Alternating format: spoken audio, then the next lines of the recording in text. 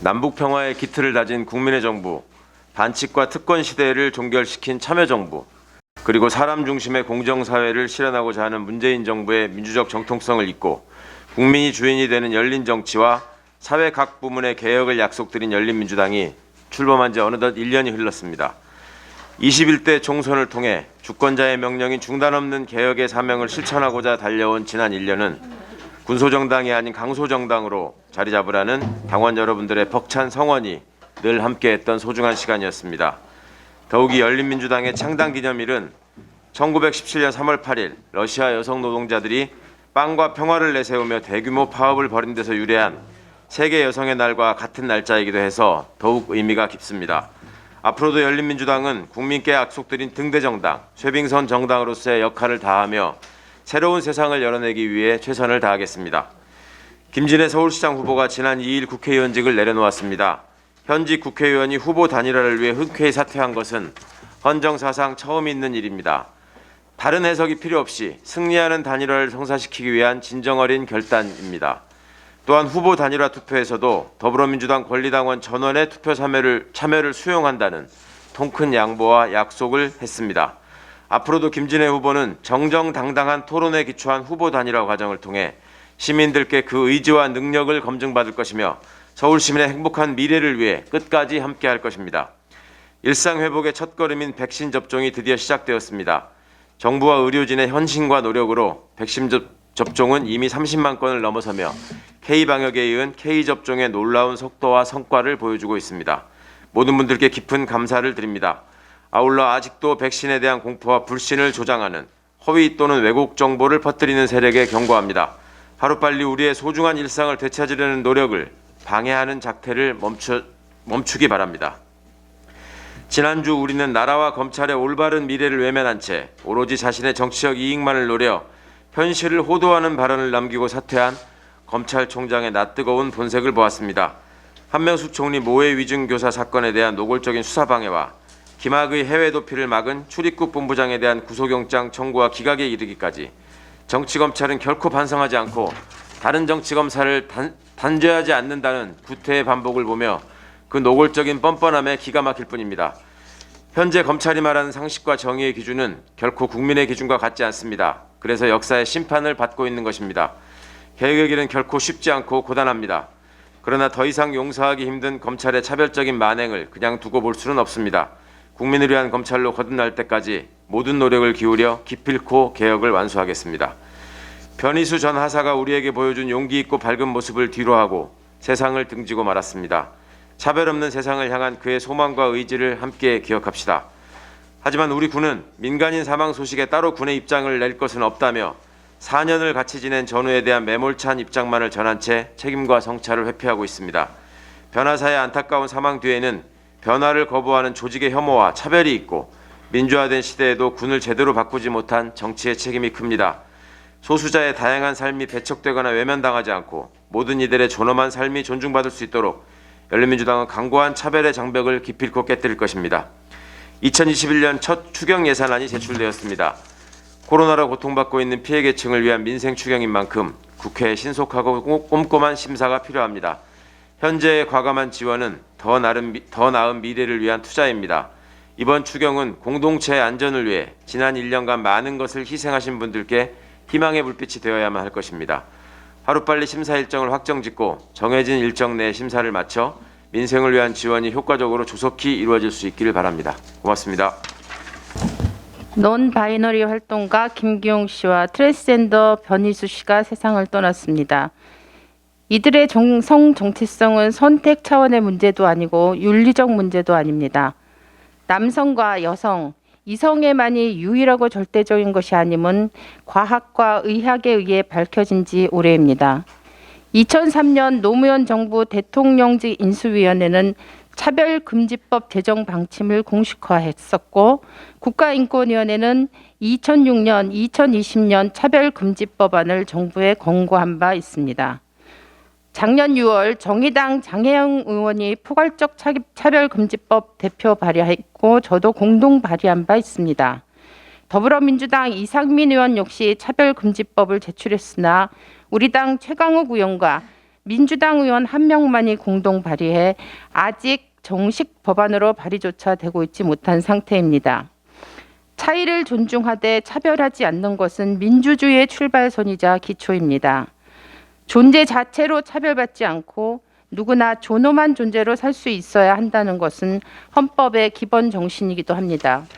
김기용 씨나 변희수 하사와 같은 비극적인 죽음이 다시는 반복되지 않도록 할 1차적 책임이 국회와 정부에 있습니다.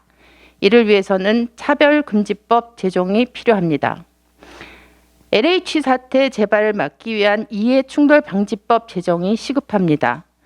오랫동안 막연히 짐작만 해왔던 일이 사실로 확인되고 있습니다. 최근 시민단체의 문제 제기로 촉발된 LH 사태는 공직사회에 대한 국민 불신을 가속화시키고 있습니다. 다행히 정부는 철저하고 전면적인 조사에 즉각 돌입하고 재발 방지 대책을 발표했습니다. 그러나 보다 근본적 해결을 위해서는 국회가 공직 윤리를 제도화하는 이해충돌방지법 제정에 나서야 합니다. 공공기관과 공기업은 국민을 위한 공익적 일을 하는 것이 존재 이유입니다. 따라서 공적 업무에 종사하는 이들이 직을 이용한 사익 추구에 나서는 것이 용납되어서는 안 됩니다.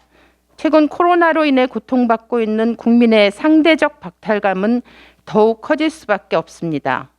빠른 시일 안에 정부와 국회가 신뢰 사회 구축에 박차를 가해야 할 것입니다. 코로나로 인한 아동 청소년 정신건강 문제에 대한 사회적 관심과 대책이 강구되어야 합니다. 4차 추경이 본격 논의되면서 코로나로 인한 피해와 고통을 덜기 위한 노력이 이루어지고 있습니다. 그러나 눈에 보이는 경제적 손실과 고통에 비해 눈에 보이지 않는 문제들에 대한 주목도는 많이 떨어지고 있습니다. 학교는 단지 지식을 배우고 입시 준비만을 하는 곳이 아닙니다. 아이들이 살아가는 데 필요한 사회적 관계 형성 능력을 키우는 곳이며 인성과 민주 시민성을 형성시켜주는 곳이 학교입니다. 양극화가 심화된 사회에서 상대적이지만 각자의 생활 환경과 사회 경제적 배경이 달라도 가장 평등한 조건에서 성장이 일어나도록 하는 곳 역시 학교입니다. 코로나로 인해 가정에서 고립적으로 생활하며 학습해야 하는 아이들은 단지 학습의 어려움만이 아니라 심리 정서상의 어려움과 관계 능력 형성의 문제에 봉착하게 됩니다. 성인도 코로나 우울증을 호소하는 마당에 아이들은 오죽하겠습니까? 다행히 올해는 등교 수업 확대 방침이 시행되고 있습니다. 그러나 아직도 학교 정책 방향은 조건이 되면 등교 수업을 최대한 한다는 소극적 관점에서 벗어나고 있지 못합니다. 반대로 조건이 악화되면 원격 수업을 하고 원칙적으로는 등교 수업을 기본으로 한다는 관점으로 정책 패러다임을 전환해야 합니다. 아동 청소년 정신건강 대책은 소상공인 피해나 실업 문제만큼 무겁게 다뤄질 필요가 있습니다. 따라서 우선 이미 지난 1년을 비대면 상태로 보낸 전국 아동 청소년 정신건강 상태 점검을 위한 전수조사가 필요합니다. 그리고 그 결과에 따른 실질적 심리 돌봄 대책 또한 강구되어야 할 것입니다. 이상입니다.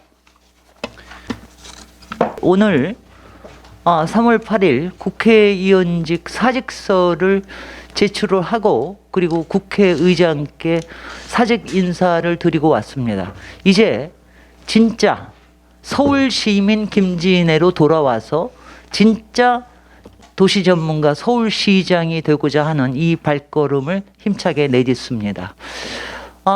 이런 위기의식을 좀 얘기를 해야 되겠습니다. 오늘 아침에 신문에서 굉장히 많이 보도된 이 지지율과 후보 지지율과 당 지지율 이런 것을 봤을 때 범민주 진영과 범보수 진영의 이 세력이 굉장히 팽팽하거나 한쪽이 좀 기울어지고 있습니다. 그만큼 위기의식을 가져야 된다고 생각이 되는데 특히 지난주에는 여러 가지 일들이 있었습니다. 일단 국민의힘에서 오세훈 후보가 최종 후보로 낙점이 되는 이런 이변이 생겼고 그런가 하면은 윤석열 검찰총장이 때 맞춰서 사퇴를 하면서 그 지금의 LH 문제 이것을 마치 공정의 잣대로 들이대는 것처럼 이런 또 언론 플레이를 하고 나서고 있습니다.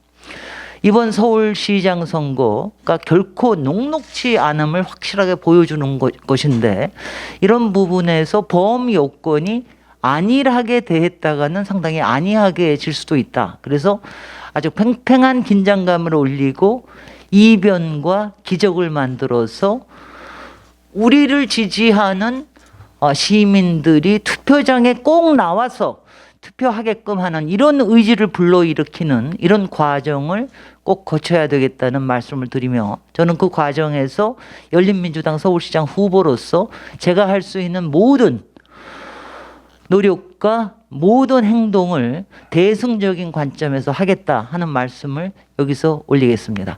감사합니다.